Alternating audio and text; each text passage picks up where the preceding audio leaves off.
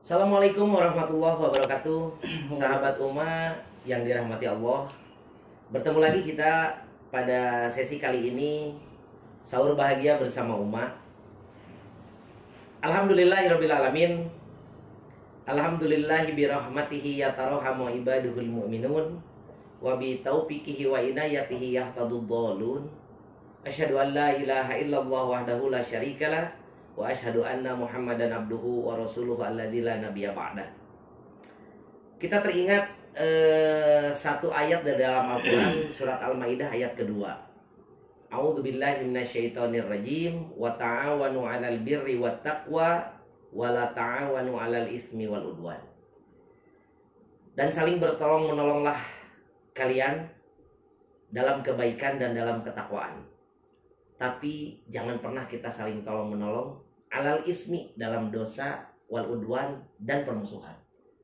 Pada kesempatan kali ini, perkenalkan, saya ditemani oleh sahabat saya. Beliau orang biasa memanggilnya, mahasiswanya biasa memanggilnya dengan Pak Rahmat. Nah, oke. Beliau salah satu dosen di Stikes Aisyah Bandung.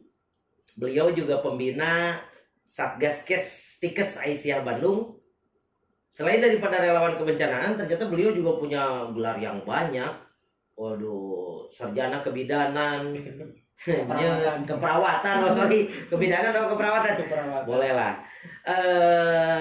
Nanti lebih jelasnya lagi, lebih detailnya lagi, biar beliau sendiri nanti yang menambahkan ya. Dan barangkali ada yang salah, nanti biar beliau sendiri yang meralat. Sebelum lupa, sahabat Uma yang dirahmati Allah, bagi yang belum mendownload aplikasi Uma, boleh buka Play Store-nya masing-masing, lalu cari aplikasi Uma. Di situ silakan rekan-rekan semua sahabat Uma yang dirahmati Allah mendownload. Lalu nanti barangkali di season ini akan ada pertanyaan atau ada hal-hal yang kurang dipahami, boleh menyampaikan pertanyaan di pojok kanan bawah bertanda pensil ya, dengan hashtag berjuang bersama, gitu ya Kang ya. Iya, siap. Ini Kang Rahmat, saya sebetulnya kapan ya bertemu Kang Rahmat ini? Saya lupa kapan nih. Saya jawab dulu nih. Iya. King Salman ya, beliau adalah teman saya, rekan saya yang luar biasa sebenarnya. Dari dulu kita sudah ketemu ya gitu ya. Ya, ini King Salman. Beliau juga orang hebat kalau saya menyebutnya. Dia guru saya. Beliau adalah pembina dan penasehat dari Sigap Persis Jabar ya. Beliau aktivitasnya luar biasa. Dan terakhir ketemu itu kemarin kita di bencana Palu ya. Oh iya, bencana Palu. Betul. Kita sama-sama membantu korban gempa di sana gitu. Betul. Sebelumnya nih King Salman perlu tadi pelurusannya. Jadi saya bukan sarjana kebidanan. Kebidanan untuk perempuan, tapi adalah sarjana keperawatan. Keperawatan ya. Jadi nanti beda ya hubungannya gitu ya. Kalau ini nanti saya harus melahirkan ini ya. Oh iya, betul. Tapi kalau menjaga ibu yang mau melahirkan ya kita jaga. Jaga ya. Juga. Oke. Kang Rahmat ini pada malam kali ini sambil menemani sahur sahabat Uma yang dirahmati Allah, kita akan membahas sedikit tentang perjalanan kita sama-sama ya. Bersama lembaga yang sangat kita cintai juga. Kita kebetulan beliau dari relawan Aisyah ya. Aisyah, Stikes Aisyah berada di bawah naungan Jamiah Muhammadiyah. Ya. Sementara insya Allah saya sampai hari ini masih diberikan kepercayaan untuk bernaung di bawah Jamiah Persis. Tapi kita dalam sesi kebencanaan, dalam aksi kemanusiaan, kita selalu bersama-sama insya Allah. Betul. Ada momen-momen yang bisa menyatukan kita ya, terutama kalau bicara di Mukodimah tadi. Berawal dari kita terinspirasi oleh banyak ayat sebetulnya, tapi salah satu ayat yang sangat mendasari sekali pergerakan kita, yaitu surat Al-Maidah ayat kedua tadi. Kita dituntut, kita diharuskan, kita diwajibkan bahkan oleh Allah Subhanahu wa taala, wa ta'awanu 'alal birri. Kita harus saling tolong menolong dalam kebaikan, ya. Lalu pergerakan kita ini sebetulnya kan saya siaga bencana, beliau juga relawan. Kebetulan saja memang khususnya negara Indonesia, umumnya dunia ini kan tidak pernah lepas dari yang namanya bencana, ya Kang ya. Tidak lepas dari yang namanya bencana. Itu kalau tidak salah ada juga di Quran surat Ar-Rum ayat 41 itu. Itu bunyinya A'udzubillahi minasyaitonirrajim. Zoharul fasadu fil barri wal bahri bima kasabat aydin nas. Jadi selama manusia ini iseng, selama manusia ini tidak mengikuti tatanan yang sudah digariskan oleh Sang Pencipta, selama manusia ini masih senang melanggar baik aturan pemerintah melalui dinas lingkungan hidupnya, aturan Allah, apalagi aturan agamanya mereka labrak, pasti kebencanaan itu akan selalu terjaga. Akan selalu terjadi. Sebab ternyata bencana itu hadir bima kasabat aydin nas. Zoharul fasadu telah nampak kerusakan fil barri di daratan, wal bahri dan di lautan. Bima kasabat aydin nas, disebabkan oleh tangan-tangan manusia kan, ya. Waduh, ini sebetulnya makanya kita pekerjaan kita ini, pekerjaan timnya Kang Rahmat juga tidak akan pernah habis ya, Kang. Itu. Nih ngobrol Kang, sejak kapan nih Akang sebetulnya berawal? Ya, dulu saya beranjak ya, waktu mungkin dulu kalau lihat cita-cita, mungkin dulu bukan ingin jadi seorang perawat begitu ya. Oke. Dulu karena memang kalau ditanya sih panggilan jiwa, padahal sebenarnya adalah salah satunya keinginan dari orang tua begitu dia. Namun setelah kita jalani bersama, taunya pekerjaan ini sangat mulia sekali kan. Yeah. Sangat mulia sekali. Akhirnya hati saya tergerak. Kalau orang-orang itu terfokus perawat itu harus merawat pasien di rumah sakit. Betul. Kalau saya, apa sih peran apa yang bisa saya laksanakan begitu ya. Jadi oh iya, karena Indonesia ini, negara ini adalah potensi bencananya tinggi, ya, sehingga saya harus ambil peran itu. Pertama saya terjun di dunia kebencanaan itu adalah pada waktu gempa di Jogja ya. Oh iya. Gempa di Jogja, saya di sana. Merapi ya. Bukan. Yang gempa Jogja ya. Yang Jogja yang sampai ribuan korbannya begitu ya, di Bantul gitu dan sebagainya ya. Di situ saya mulai belajar. Di situ memang pada waktu awal saya hanya mengikuti seperti apa sih jadi relawan itu gitu kan ya. Setelah itu saya pelajari apa yang harus saya lakukan begitu ya. Karena bencana itu akan selalu hadir dan sebagainya. Setelah itu muncul lagi bencana Pangalengan ya. Terus terakhir kemarin, mungkin terlalu jauh kalau harus saya cerita, terakhir itu adalah bencana Palu ya. Dan Palu yang ketemu dengan Akang sebelum kita diberangkatkan di bandara itu, saya ketemu dengan Akang dengan sigap, dan setelah itu kita berangkat sampai di Palu, kita harus berpikir ya. Pada saat itu kita ada 70 relawan yang diberangkatkan, medis itu cuma saya satu-satunya begitu. Disitulah saya berpikir apa yang harus saya lakukan. Kalau saya harus merawat pasien, menolong pasien satu persatu, saya nggak mungkin. Peralatan saya tidak memadai gitu kan. Tenaga saya itu juga tidak bisa sekuat terus-terusan begitu ya. Akhirnya saya menginisiasi bagaimana manajemen kebencanaan ini harus berjalan. Gitu ya. Saya kemarin saya coba untuk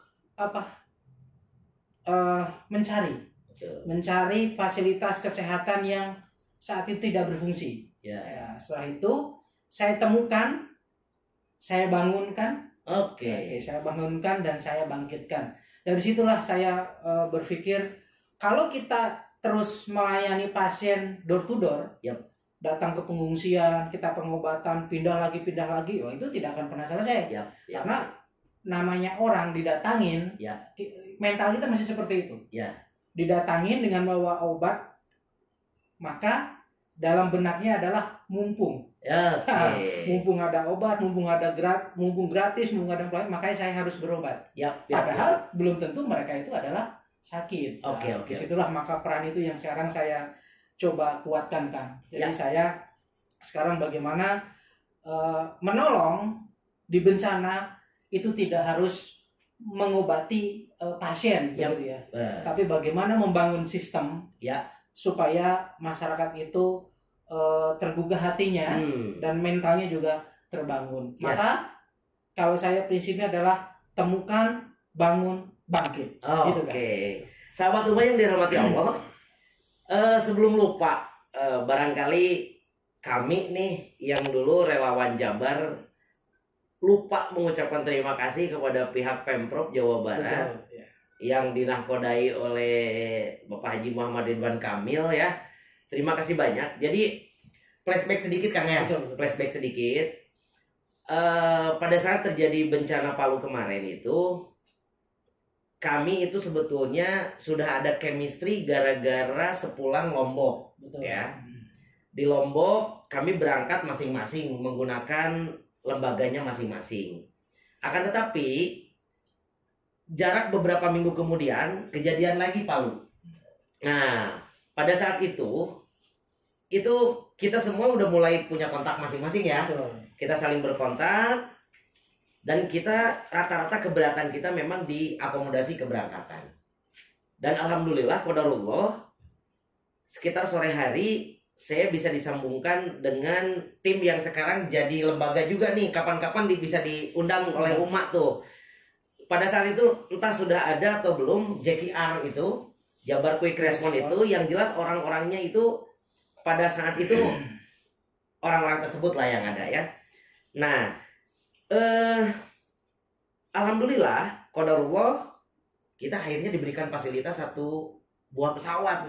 Pesawat charter tuh ya. Pesawat charter dan chemistry-nya kita bisa berangkat ke Palu ya. Oke, sahabat Ummah yang dirahmati Allah.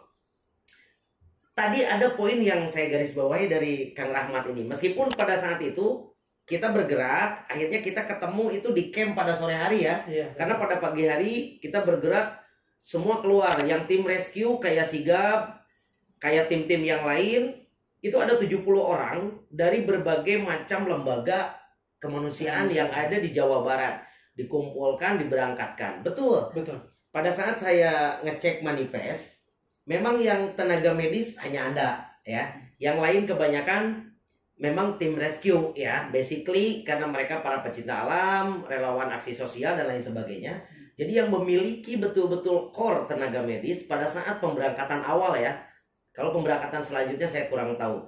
Pemberangkatan awal karena saya yang megang manifest pada saat itu, Kang Rahmat inilah yang memang berangkat. Ada poin yang boleh kita tiru tuh sama teman-teman yang lain. Jadi apa yang dilakukan oleh beliau ini, yang tadi bahasanya membangunkan itu, beliau mencari fasilitas kesehatan. Beliau sempat ngobrol ke saya cari puskesmas ya, atau klinik-klinik atau rumah sakit bahkan yang pada saat itu tenaga medisnya sudah porak-poranda, pada hilang, ada yang ngungsi dan lain sebagainya. Akhirnya diaktifkan lagi tuh oleh beliau ya. Diaktifkan lagi oleh Kang Rahmat ini. Dan alhamdulillah sistemnya berjalan. Meskipun dengan segala keterbatasan, tapi minimal fasilitas di situ kan sudah pada ada ya. Betul. Sudah ada, settingan tempatnya udah pada ada. Kalaupun ada ruangan-ruangan yang tidak bisa dipakai, kita akhirnya bergeser di ruangan yang masih safety ya. Kita bikin tenda. Iya, tenda di luar ya. Oke. Nah, sahabat Ummah yang dirahmati Allah, yang tadi dibilang Kang Rahmat, kita sih berharap mudah-mudahan Indonesia semakin hari semakin tidak ada lagi ya bencananya. Tapi ini ngobrol-ngobrol yang sedang in nih hari ini Kang. Ngobrol yang sedang in hari ini. Kami ini di Sigap Persis kemarin mendapatkan amanah untuk jadi Satgas Covid gitu loh. Nah, ini apa yang dilakukan Kang Rahmat nih beserta tim Stikes Aisyah Karena yang sedang viral pada saat ini, kita ditakdirkan oleh Allah, kita menjalani kehidupan, apalagi sekarang nih sedang Ramadan, tapi di sisi lain kita tidak boleh keluar ya. Kita pun kemana-mana, ini mohon maaf nih sahabat rumah, saya maskernya beda. Karena medis ya. Masker medis, ini masker rescue ya. Nah, jadi kenapa kemarin terjadi kekurangan masker? Karena masker medis pada dibeli oleh masyarakat sipil, gitu ya kurang lebih kan ya. Betul. Jadi ada sebetulnya masker yang khusus buat masyarakat sipil. Masyarakat sipil pakai kain saja. Kalau tenaga medis yang masker yang ada di apotik ya. Nah, akhirnya sekarang sudah mulai stabil ya kondisi masker ya. Bicara COVID, Kang. Bicara COVID nih. Apa yang sudah dilakukan oleh Akang dan kawan-kawan? Oke. Begini King Salman ya. Saya kembali lagi mengambil peran ya. Peran saya bahwa tenaga kesehatan itu sekarang menjadi garda paling depan ya. Oke. Di rumah sakit, di puskesmas. Dan kemarin instruksi dari pemerintah apapun pemerintah provinsi bahwa kita harus stay di rumah. Oke. Kerja di rumah. Saya harus berpikir apa yang bisa saya lakukan dengan di rumah. Karena saya perawat, tapi saya tidak bekerja di rumah sakit gitu kan. Yang saya lakukan adalah saya coba dengan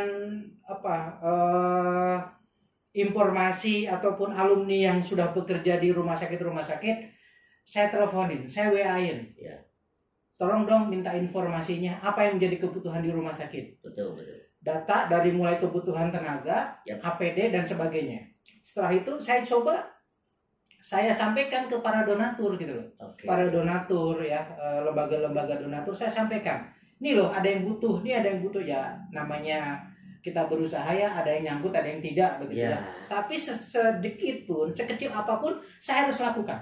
Saya lakukan ini usaha begitu loh. Biarpun saya di rumah, saya masih bisa bekerja. Begitu. Itu yang saya lakukan.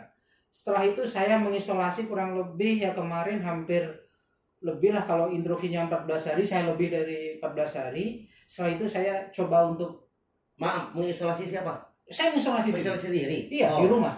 Biarpun saya tidak positif begitu ya, tapi saya mencoba membentengi keluarga saya untuk coba kita taat gitu kan. Karena dengan kondisi kita ada di rumah, tidak keluar, itu paling tidak memutus rantai gitu. Oke. Yang himbauan pemerintah yang sekarang gitu ya. Itu sebenarnya sangat bagus, itu akan kalau semuanya taat itu akan cepat ini berlalu. Nah, dari situ saya coba untuk online dan sebagainya, saya cari rumah sakit ya, alhamdulillah ada yang dapat bantuan apa dan sebagainya gitu kan. Nah, sekarang yang menarik adalah dari situ saya lihat taunya setelah saya keluar dari rumah, di luar itu pergerakannya masih banyak sekali. Jadi masyarakat itu masih seperti hal yang biasa, seperti tidak mengindahkan yang dari pemerintah. Himbauan itu ya, mungkin alasan bahwa kalau saya tidak keluar ya tidak makan dan sebagainya. Itulah yang membuat hati saya gitu sedih begitu ya. Terus sekarang apa yang harus saya lakukan kembali untuk memutus ini? Saya coba sekarang, kemarin saya siapkan, saya ada mobil Jimny gitu ya, katanya yang saya modifikasi, saya kasih tabung ya, seperti Tauron lah begitu ya, dan itu ada wastafelnya juga. Dan saya berusaha adalah memberikan fasilitas atau membantu orang-orang untuk cuci tangan. Karena salah satunya untuk menjaga kesehatan ini adalah dengan cuci tangan. Cuci tangan Kang. Jadi dengan kita cuci tangan paling tidak mereka bersih gitu dan tidak menularkan dan tidak keluar begitu. Jadi itu yang saya coba sekarang di Ramadan ini. Saya coba ya gitu. Saya pagi ini kemana gitu ya, di pasar, karena pasar ini masih banyak orang. Saya coba pagi-pagi di pasar, udah siangnya saya pindah ke lokasi lagi yang sekiranya banyak orang. Di situ saya coba mengedukasi teman-teman kita yang masih bekerja di luar, mereka tetap menjaga kesehatan gitu. Karena saya juga tidak bisa melarang jangan karena mereka punya, kalau urusan perut itu susah. Termasuk melarang saya ya. Begitu kan. Sahabat Ubah yang dirahmati Allah, saya sebetulnya sama beliau jujur saja sempat agak berdebat sedikit ya di Instagram. Kemungkinan dikala beliau mengisolasi diri, saya malah jalan-jalan keluar. Tapi karena memang jujur saja dilema. Bukannya saya jujur, saya bergerak di kebencanaan ya, kayak yang tadi diobrolkan. Bukannya kita tidak mengindahkan himbauan pemerintah, Kang. Betul. Tapi di daerah yang saya tinggali itu kebetulan kemarin itu kan kejadian banjir ya. Kebetulan kemarin kejadian banjir, kami juga mendapatkan ada titipan unit perahu, beberapa unit perahu, dan memang masyarakat jamaah itu memang teriak-teriak mau dievakuasi karena banjirnya begitu tinggi. Akhirnya kita dilema, kita terjun juga keluar dengan la haula lah ya Allah. Memang kita niatnya memang bukan iseng mau main, bukan gitu. Akhirnya kita evakuasi. Nah, ini ada yang satu dilema nih. Ternyata setelah kita evakuasi, pemerintah pun kebingungan, Kang. Karena di camp pengungsian itu yang seharusnya social distancing, physical distancing gitu loh. Menurut kayak himbauan dari pemerintah pusat, dari Pemprov, dari Pemda. Ternyata di camp pengungsian kan nggak mungkin kita menjaga jarak. Ada satu gor yang isinya memang hampir 300-400 orang, bahkan lebih kalau kemungkinan. Ada yang diisi berapa ribu kakak gitu loh, ratus kakak gitu. Nah, itu yang jadi dilema. Termasuk hari ini kita, kalaulah lembaga-lembaga kita masing-masing ini menyelenggarakan penggalangan dana, satu yang saya sebetulnya mau sampaikan di sini, ada satu dilema yang harus dihadapi oleh masyarakat, yaitu apa? Rawan pangan, Kang. Mereka tidak bisa bekerja. Di daerah saya itu double, Kang. Satu, memang karena himbauan pemerintah. Ada yang di PHK sementara, ada yang di PHK permanen. Kedua, dari awal juga sebetulnya di kala banjir kemarin memang mereka berhenti. Nah, program kita ke depan, biarkanlah COVID yang bisa ditangani oleh medis itu jadi penanganan medis beserta tim satgas yang sekarang sudah dibentuk oleh pemerintah. Tapi kami tetap harus bekerja sesuai kapasitas kami ya. Kami dari kemarin menyisir titik-titik yang kira-kira rawan pangan, yang memang faktanya tidak semua terjangkau oleh pemerintah, Kang. Jumlah masyarakat Jawa Barat ini, bahkan masyarakat Indonesia ini begitu banyak, Kang. Jadi mohon maaf yang sebesar-besarnya, dan mungkin mudah-mudahan sama dengan kita, masyarakatnya sebetulnya tidak boleh disamaratakan, Kang. Mereka bukannya bandel secara keseluruhan, bukan. Mungkin kalau dunia pendidikan bisa di stop sekaligus. Betul. Karena memang satu komando dan urusannya bisa ada solusi gitu loh, ada solusi bisa. Akang juga kan dosen ya. Iya. Nah kan apa ngajarnya bisa melalui online gitu. Online aplikasi ya.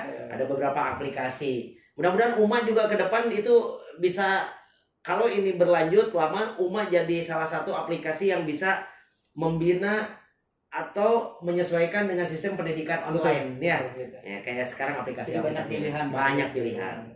Tapi ada beberapa rekan di daerah saya ini yang sama sekali tidak bisa melakukan itu, Kang. Di antaranya ya tadi orang-orang yang masih berdagang di pasar, orang-orang yang hari ini masih meninggalkan pekerjaan yang tidak boleh ditinggalkan sama sekali, gitu loh. Baiklah sahabat Uma yang dirahmati Allah, Akang nih punya anggota berapa banyak nih sekarang, Kang? Kalau sebenarnya kalau untuk anggota yang sekarang itu kalau jumlahnya mungkin nggak terlalu banyak ya sekarang ya. Iya. Karena ini saya bentuk ini juga sebenarnya baru. Yap. Jadi saya ambil dari mahasiswa aktif. Oke. Dan alumni. Oke. Jadi kalau alumni itu tersebar di beberapa rumah sakit dia sudah bekerja. Jadi biarpun dia sudah lulus, tapi kalau dia masuk di dalam Satgas Kesehatan ini tidak ada alumninya kalau di Satgas. Oke. Jadi kalau dia di luar masih bisa on call. Kapan libur? Bisa nggak berangkat ke sini begitu. Tapi kalau untuk mahasiswa aktif kita kurang lebih ada 60-an lah untuk yang aktif itu ya. Tapi kalau alumni kita sudah banyak sekali untuk tersebar di beberapa rumah sakit maupun puskesmas gitu. Jadi kita tidak ada alumni di Satgas ini. Ya, betul. Jadi, membernya itu unlimited ya, kuotanya unlimited ya. Sahabat Ummah yang dirahmati Allah. Itulah uniknya relawan ya. Relawan ini rekrutmennya pun kadang-kadang berawal daripada kecintaan dan itikat baik. Betul. Kalaupun di tengah perjalanan ada pelatihan dan lain sebagainya, itu biasanya natural saja. Betul. Tapi yang unik satu, tidak ada istilah pensiun dalam istilah relawan ya. Saya punya senior yang sudah tua tapi semangatnya masih keren. Betul. Dan masih mau bekerja. Bahkan yang kemarin meninggal di Lombok itu kan ada relawan Jogja itu sampai meninggal dia di Lombok karena memang kecapean usia gitu loh. Nah, sahabat Ummah yang dirahmati Allah, saya takut lupa nih. Salam hormat saya buat seluruh korda-korda yang ada di Jawa Barat. Kalau Sigap Persis ini Kang, saya ngobrol sedikit tentang Persis nih. Siaga Bencana Persatuan Islam itu pertama kali diresmikan itu di Megamendung Bogor. Ya. Itu pada saat tsunami Aceh Kang. Aceh ya. Aceh tuh. Kita tsunami Aceh pada saat itu ketua umumnya Kiai Haji Sidik Amin Allahyarham ya. Pembentukan awal di situ dan alhamdulillah sampai hari ini saya masih dipercaya, masih diberikan amanah untuk mendampingi kawan-kawan yang ada di level wilayah PW Persis Jawa Barat. Insya Allah kita berada di 31 kabupaten kota Kang. Jadi Persis ini seluruh pimpinan daerahnya sudah hampir seluruhnya memiliki relawan sigap gitu. Dan kita melaksanakan pelatihan-pelatihan seperti pelatihan yang dulu pernah akan lakukan tuh ya. Nanti kita bisa berlatih lagi kebutuhan hidup dasar ya. BHD ya. Bantuan hidup dasar. Nih keren sekali. Semua relawan se-Jawa Barat kapan-kapan selesai PSBB ini, selesai corona ini, menguasai kebutuhan hidup dasar aja udah keren. Menguasai kebutuhan hidup dasar aja udah keren. Bantuan hidup dasar. Bantuan saya basic life support. Beliau siap Kang ya? Siap. Kita roadshow se-Jawa Barat. Kita latih mereka. Salam hormat saya buat seluruh ketua PD yang ada di seluruh kabupaten kota di Jawa Barat dari ujung Pangandaran sampai ujung Depok. Nanti kita bersama-sama. Nih dan para asatid beserta para penggiat sosial ya, terutama juga jamaah Jamiah Persis, apalagi relawan sigap. Besok lusa ini saya dapat informasi dari tim Ummah kalau kita di sini mau ada yang diperbincangkan perkorda, bolehlah nanti kita bareng-bareng ngobrol di sini ya. Ada 31, siap-siap aja, ada 31 episode nih minimal.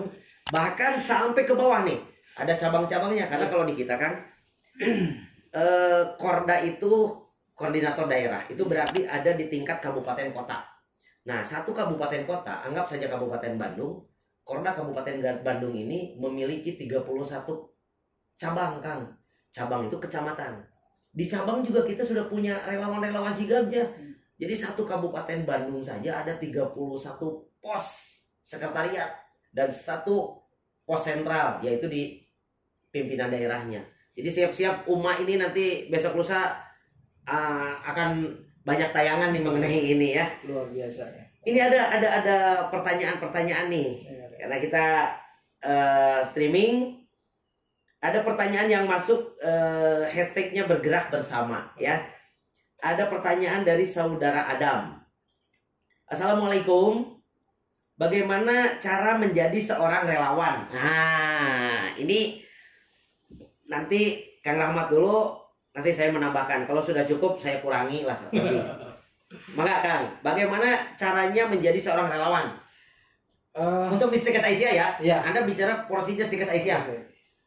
Oke, ya relawan itu kalau mau jadi relawan untuk di Stikers IC ya, pertama harus dibangunkan adalah kita membangun jiwa suka, suka dan rela. Yap. Ya.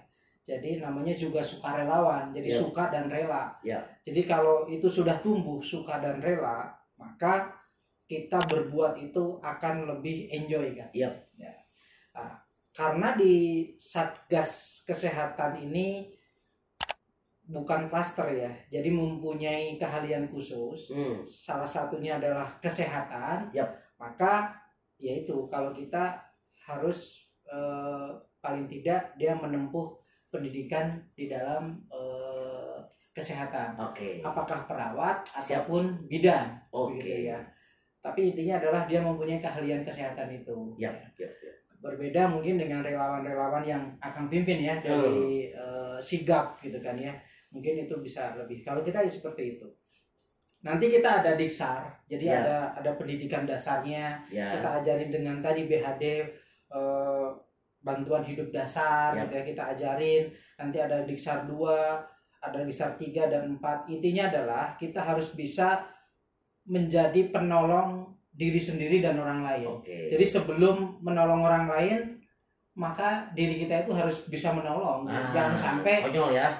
Jangan sampai menjadi korban ya. Korban penolong tapi malah harus ditolong. Ditolong. Itu intinya seperti itu kan. Saya tambahkan sedikit nih, barangkali pertanyaannya bukan hanya untuk tadi kesehatan, dari konsep jadi beliau ini relawan yang khusus di satu klaster khusus medis. Betul. Ya, kesehatan. Kalau untuk jadi relawan di Sigap Persis itu kita punya tagline khairun nas anfa'uhum linnas. Kita ngambil dari kalimat itu. Khairun nas anfa'uhum linnas. Sebaik-baiknya manusia adalah manusia yang paling bermanfaat untuk manusia lainnya.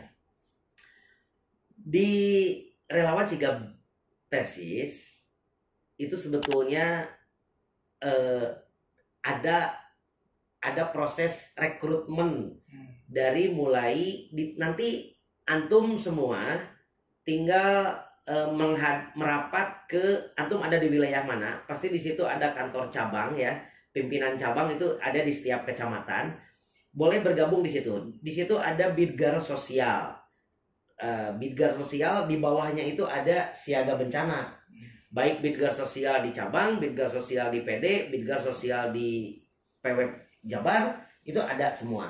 Nah, insya Allah kita secara bertahap itu ada rekrutmen. Karena pada dasarnya hal-hal yang seperti ini tuh butuh di setiap titik. Jadi, karena kita pun sadar kan akan kemampuan kita.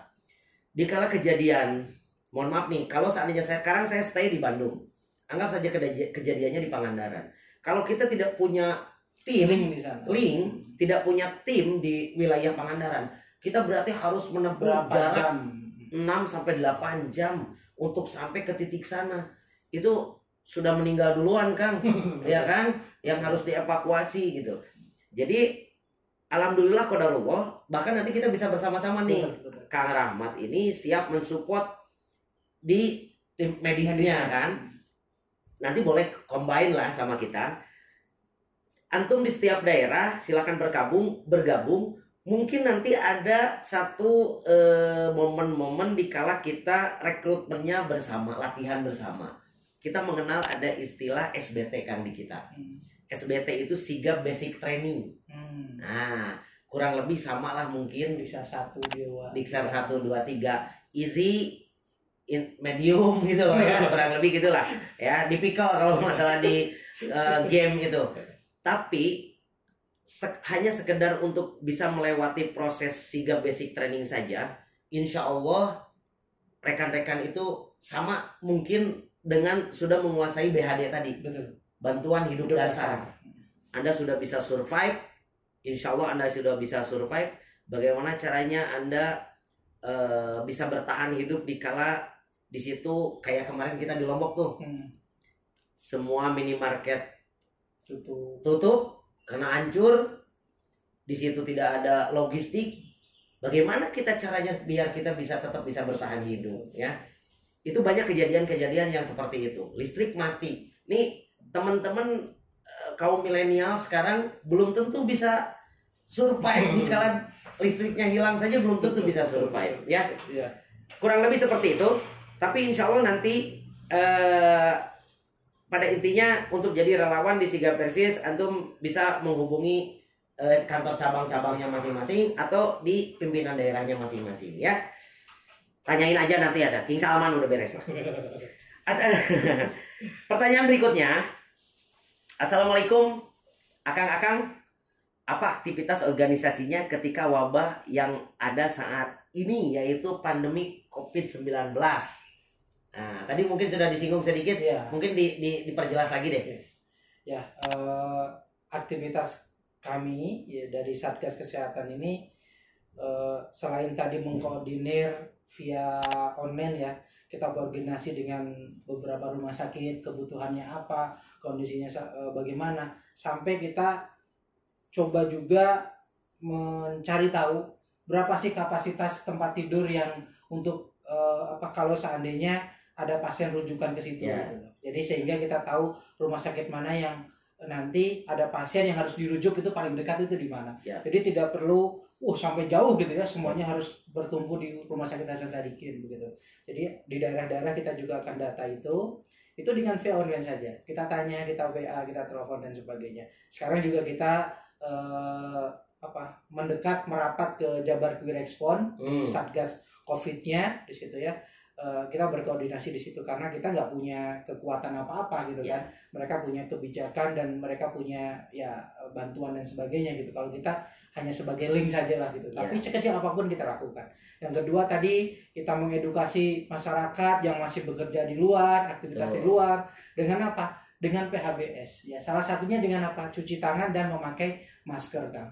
Jadi kita coba itu yang kita lakukan. Kami tidak lelah, kami tidak berhenti sampai di situ. Orang mau cuci tangan atau tidak itu silahkan saja. Yang penting kita sudah menyediakan, kita memfasilitasi. Kita sifatnya mobile, Kang. Jadi kita keliling ke sana cari-cari keramaian begitu ya. Kalau kita lihat sih sebenarnya masyarakat sudah mulai kreatif ya. Kita lihat di depan-depan jalan, di depan warung itu sudah ada tempat cuci tangan, itu sudah ada gitu. Tapi saya coba juga dengan mobil ini, dengan mobil cuci tangan ya.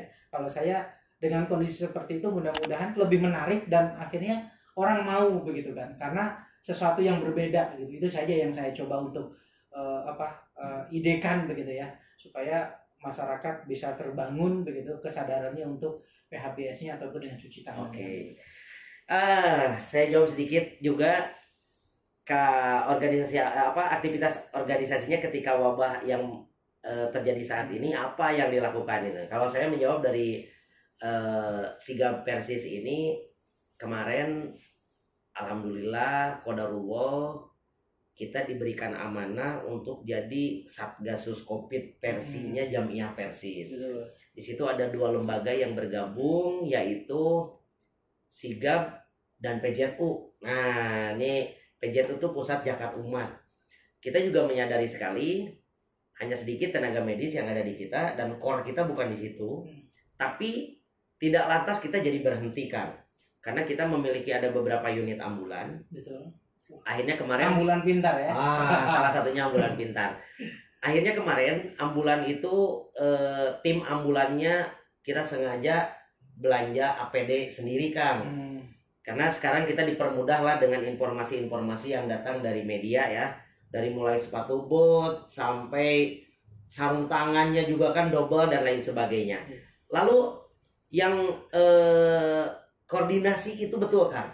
Jadi kita selalu stay, selalu berkomunikasi, selalu mengikuti sekali perkembangan rilis versi Jawa Barat gitu. Kemudian rumah sakit rujukan, dipastikan tim relawan, karena tidak menutup kemungkinan besok lusa ada tetangga kita yang kejadian. Betul. Ya, tetangga kita yang kejadian. Jadi kita harus tahu nomor telepon rumah sakit yang dirujuk. Betul. Beserta tim Satgas Jawa Barat. Baiklah, sahabat Ummah yang dirahmati Allah, tidak terasa sebentar lagi azan. Kita kan ini lagi menunggu sahur ya. Nah, mudah-mudahan apa yang kita sampaikan pada sesi kali ini ada manfaat yang bisa diambil oleh sahabat-sahabat sekalian. Barangkali ada closing statement? Ya, itu saja untuk menjaga kesehatan semuanya ya. Jadi kita saling membantu. Yap. Ya. Jadi kalau dengan kita saling membantu itu, maka kekuatan kita akan lebih kuat. Yap. Ya. Jadi kalau saya mengambil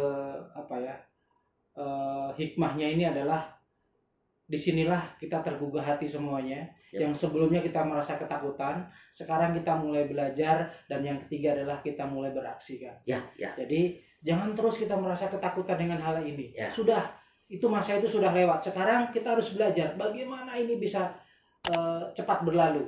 Dan yang terakhir, saatnya kita beraksi. Apa saja yang kita bisa lakukan. Ya. Itu saja. Sekian, terima kasih sahabat umat yang dirahmati Allah. Allahu ya'udzu bi'aidina ila ma fihi wairunil islami wal muslimin. Wassalamualaikum warahmatullahi wabarakatuh. Kita terlahir untuk mencari jalan yang lurus. Dalam mendapatkan pengetahuan, dalam mencari pengalaman, dan dalam mengemban amanah untuk menjadi manusia yang lebih baik. Namun, dalam perjalanan kita, dunia tidak selalu sejalan dengan keyakinan.